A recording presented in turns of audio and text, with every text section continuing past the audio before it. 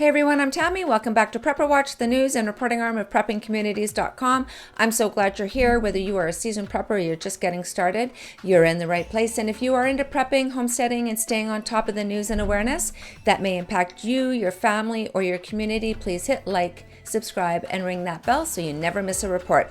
So today I wanted to dive into something that I'm seeing a lot more lately, and that is a growing divide between how different provinces and states handle preparedness. I don't think that this is new to any of you, but it does seem more and more obvious. I'm talking about emergency mandates, water access, even laws around gardening and off-grid living, and how that divide could seriously affect your ability to prep depending on where you live. So we used to think like prepping was kind of universal, some basic principles, no matter where you were. But now in 2025, that's just not true anymore. Red states, blue states, liberal provinces, conservative provinces are moving in opposite directions when it comes to policies that affect our ability to be self-reliant. And in some states and provinces, you've got protections for homesteading, rainwater collection, and medical freedom. In others, those same actions are either restricted or heavily regulated. Emergency planning isn't consistent either. One area might encourage individual readiness, while another leans heavily on centralized response. And it's not just talk. Like, we're seeing more families, especially homesteaders and preppers, quietly move to places where they feel their lifestyle is safer, freer, and more supported. So take a look at Idaho versus California or Alberta versus Quebec. In one, you might get a tax credit for installing solar panels. In the other, you could face fines for going off-grid without a permit.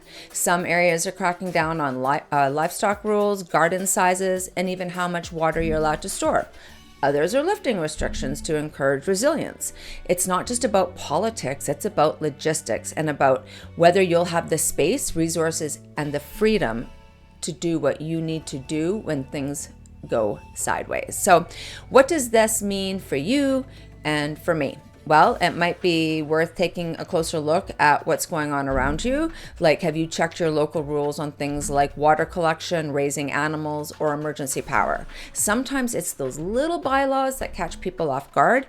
And if you've never looked up your region's emergency plans, honestly, you might be surprised at what's not in place. So this is also where having a few like-minded folks nearby really helps, whether it's neighbors, a local group, someone from prepping communities.